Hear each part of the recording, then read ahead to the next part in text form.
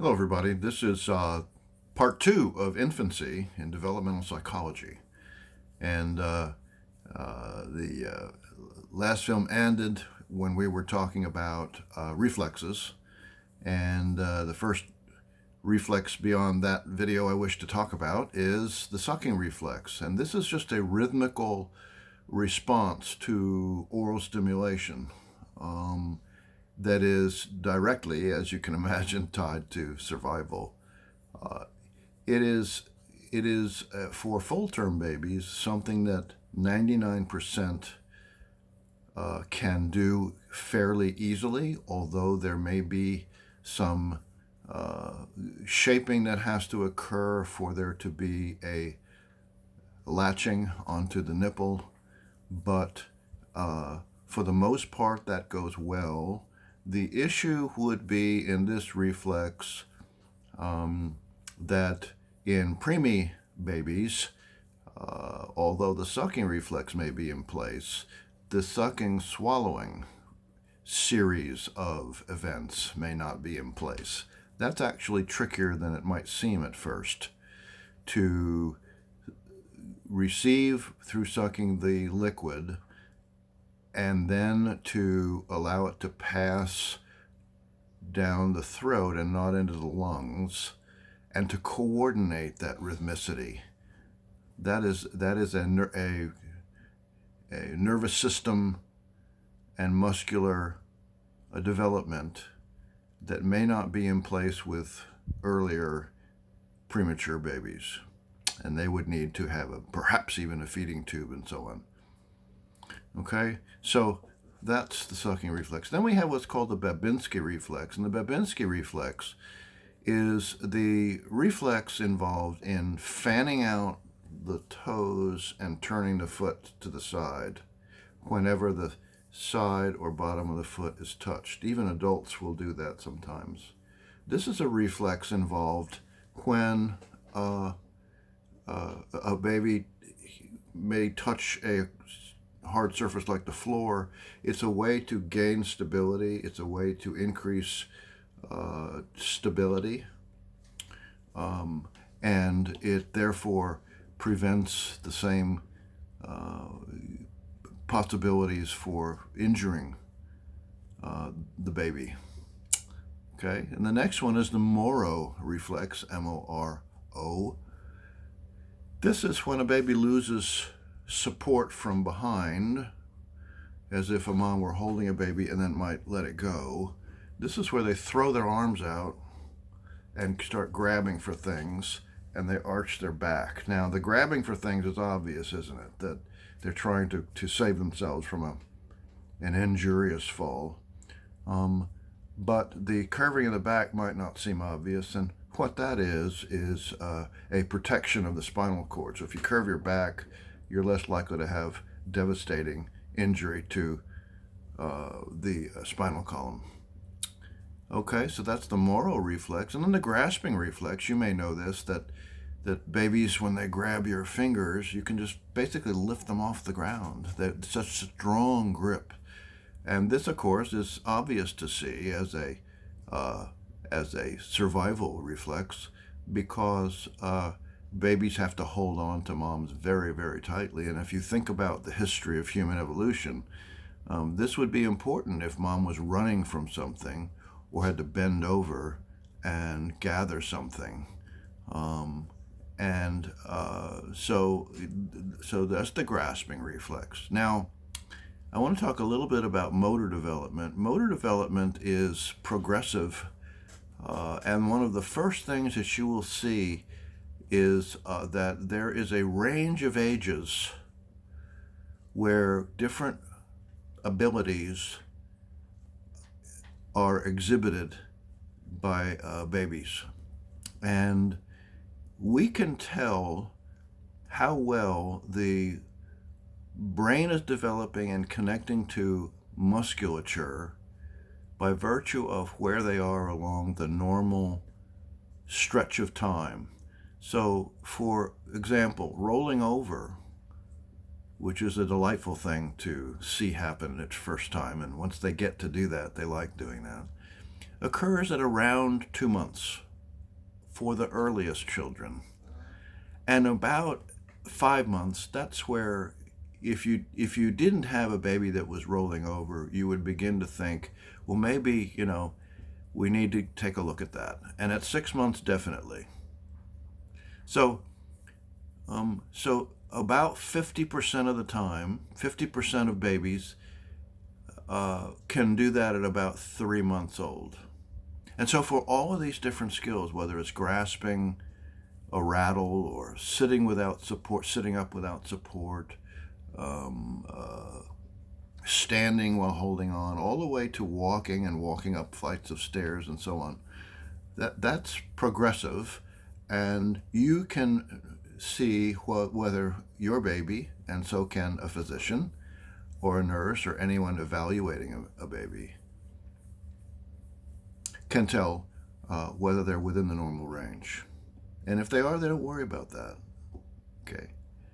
So then let's talk about cognitive development. And cognitive development owes a lot of its early understanding to Jean Piaget, who had such an influence that the order in which things are taught to children in school follows his theoretical model for cognitive development.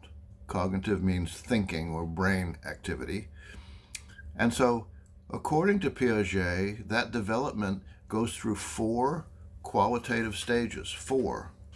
Okay? We won't consider all of those today, but we will talk about the first one and then go to the others as we move through stages of development.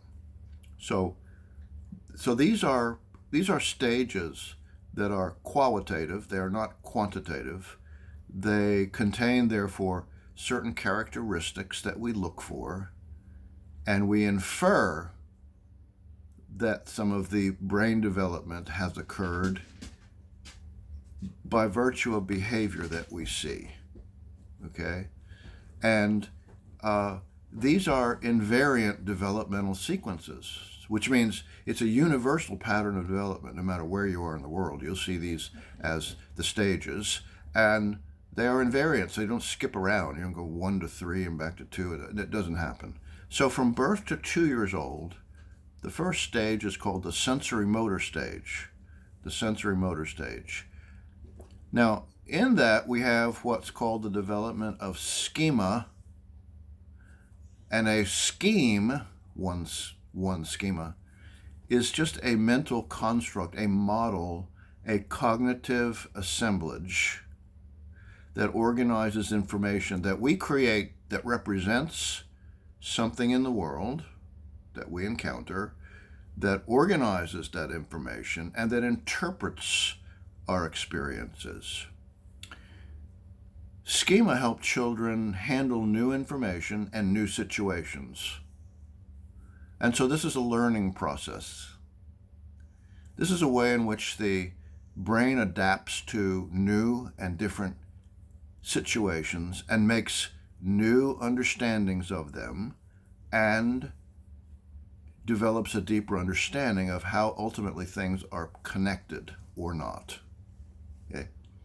So there are 3 different kinds of schemas, and what we're going to talk about is just the first one, but the 3 are behavioral, symbolic, and operational.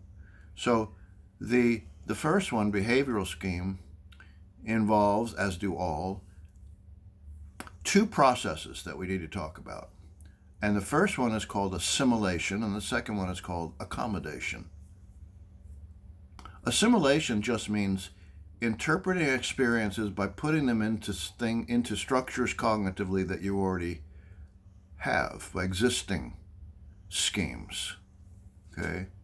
So as your mind constructs a database, if you think about it this way, with its fields and categories defined, and it comes across something new, it tries to fit it into something that already exists, because the brain automatically compares what you encounter with what you already know. We do that throughout our lives. And if it can assimilate it, given that the new experience is at least substantially or importantly similar to what it already knows, it'll have no difficulty pulling that in to an existing scheme.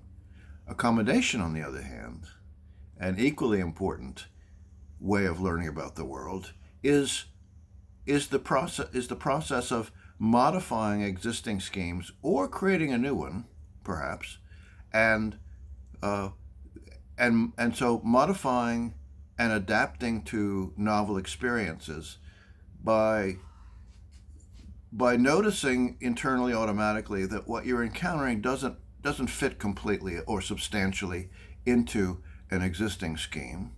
And so you either have to develop a new scheme or modify old ones, and that's what accommodation is. Okay? You have to accommodate the new information. Now, in this first stage of cognitive development, the things that babies see are not represented by pictures. Okay? And so it is true that when things are out of sight, they are literally out of mind. So you can do experiments with babies, and up until a certain point, within about the first 4 months, they will not search for a hidden object that you show them first and then hide. That's why peekaboo is so cool, because when you hide your face or cover it with something, you no longer exist. So that's kind of cool. They delight in that because suddenly you appear out of thin air, literally. Well, between 4 and 9 months, kiddos will visually search for an object, but they might not search in the last place you put it. So if you put it in under a first cloth and then move it under a second cloth, they'll at first look under the first cloth. That's an early error that's made. By 9 months, they will search and retrieve hidden objects. They will know where they are. And that's a sure sign at that point that they have a full picture of where something was last. Now, they might give up after a period of time searching for it if they don't find it. And in fact, this object permanence issue I have made overly simplistic. There are many, many stages and substages of this. And you can imagine that in a field as broad as the subfield of developmental psychology, that everything we study is infinitely, well, not infinitely, substantially, amazingly more detailed than what we will learn. But we're learning the structure that is most important to understand and remember. Yeah. All right. So there is a short video of only a minute in your PowerPoint that demonstrates object permanence. And I want you to watch that. Okay? Okay.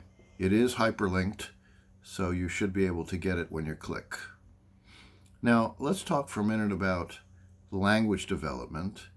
And the first thing I'll tell you before we move to another video is that language development is similar in the way that it develops as a skill within the neurology of the brain across all cultures.